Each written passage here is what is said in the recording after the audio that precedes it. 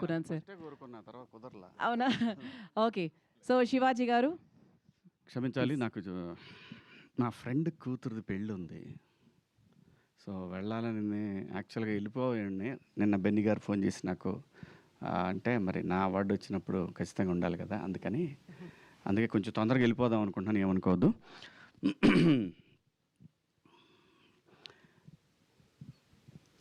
Women's day సందర్భంగా ప్రతి ఆడపిల్లకి, ప్రతి అమ్మకి, అందరికీ నా హృదయపూర్వక శుభాకాంక్షలు. దండోరా.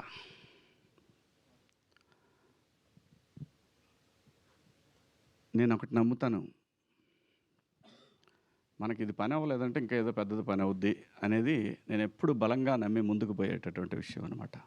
ఇది కాలేదా, ఇంకా ఏదో దీనికన్నా పెద్దది మనకుంది.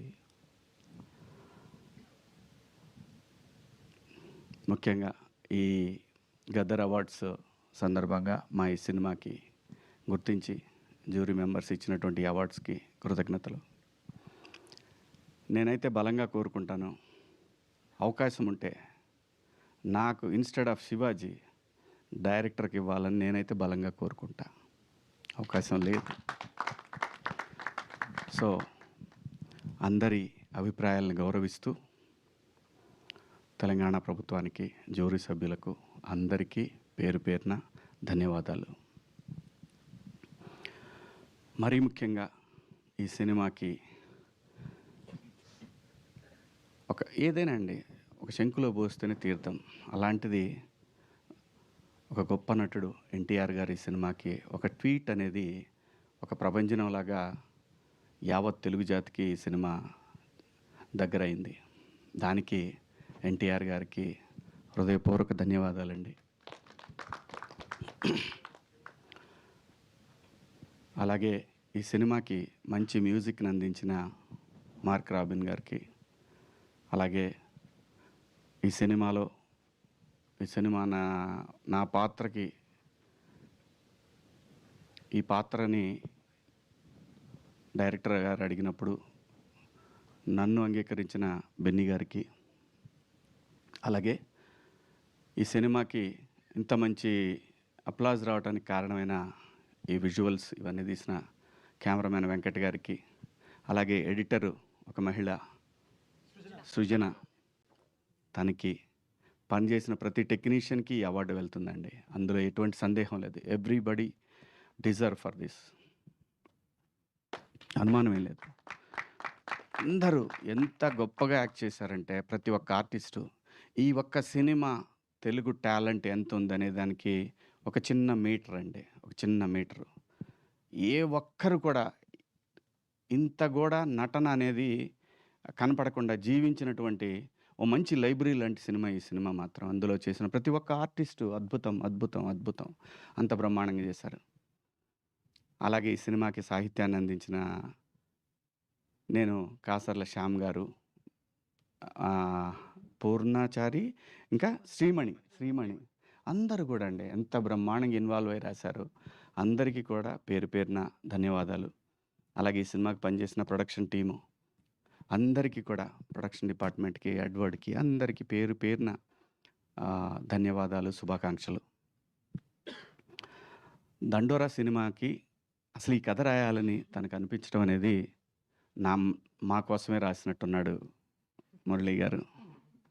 ఎందుకంటే అండి ఏ చర్య ఎందుకు జరుగుతుందో ఈ సృష్టిలో ఎవరికీ తెలియదు. నాకు తెలీదు.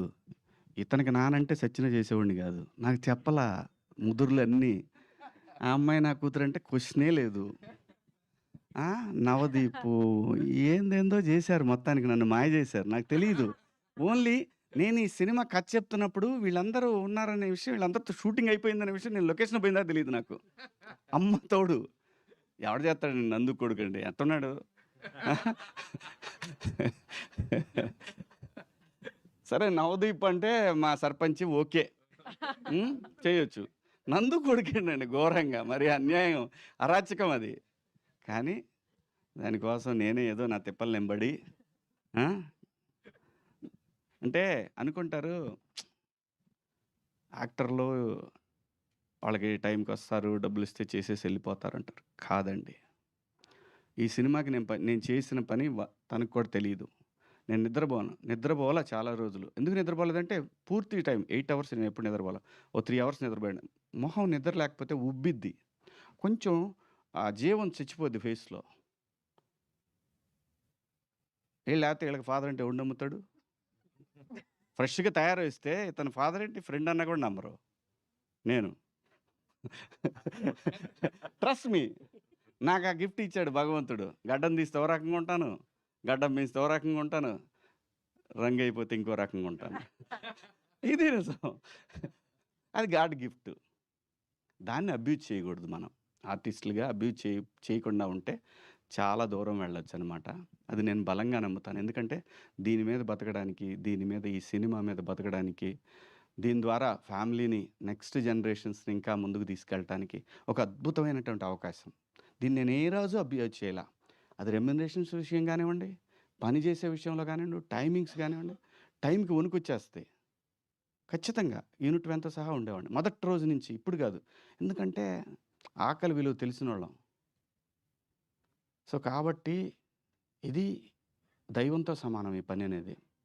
అంత మంచి అవకాశాన్ని ఈ సినిమాలో నేను ఈ సినిమా కనెక్ట్ అయింది మళ్ళీ మళ్ళీ చెప్తున్నా. నేను ఈ సినిమా కథకి కనెక్ట్ అయింది కేవలం నేను ఈ సినిమా చేయటానికి నాకు విపరీతమైన ప్రొవోక్ చేసినటువంటి ఒక పాత్ర రాధ్య. ఆ పాత్ర గనక లేకపోతే అదే బిందు మాధవి కూతురు. ఆ పాత్ర లేతే నేను చేయను ఈ సినిమా. అమ్మ తోడు. ఈ సినిమా మొత్తానికి ప్రాణం ఆ పాత్ర అక్కడ. ఆ పార్టు అది నందు ఆ పాపని అక్కడ ఆ హౌస్ దగ్గర వదిలిపెట్టాడు అని చెప్పినప్పుడు ఒక క్షణం మంచినీళ్ళు తాగాను నేను మా ఆఫీస్ రూమ్‌లో తనకి కథ చెప్తున్నప్పుడు. చేద్దాం ఈ సినిమాని ఫిక్స్ అయ్యాను. అంత ఆ పాప కూడా ఎంత బాగా చేసింది అసలు. ఎంత అద్భుతంగా చేసింది. అంటే గూస్ బంప్స్ మూమెంట్స్ ఉంటాయి సినిమాలో. నాకు కథ చెప్పేటప్పుడు కూడా తను అదే చెప్పాడు. నేను అంతే రియాక్ట్ అయ్యాను. సో, చాలా నేను నిజంగా కూడా ఈ సినిమాకి మా డైరెక్టర్‌కి బెస్ట్ డైరెక్టర్ అని వస్తాను ఎక్స్‌పెక్ట్ చేశాను నేను. అంటే మన ఎక్స్‌పెక్టేషన్స్ అన్నీ ఒకేసారి ఎప్పుడు కూడా అవ్వాలని రూల్ ఏం లేదు. సో, మావాడు అన్నట్టు నెక్స్ట్ టైమ్ ఖచ్చితంగా ట్రై చేయి మురళి. ఆ! ఖచ్చితంగా ఇంకా ఏం లేదు. ఎందుకంటే ఆ రైటింగ్‌లో ఉన్నటువంటి దమ్మండి అది.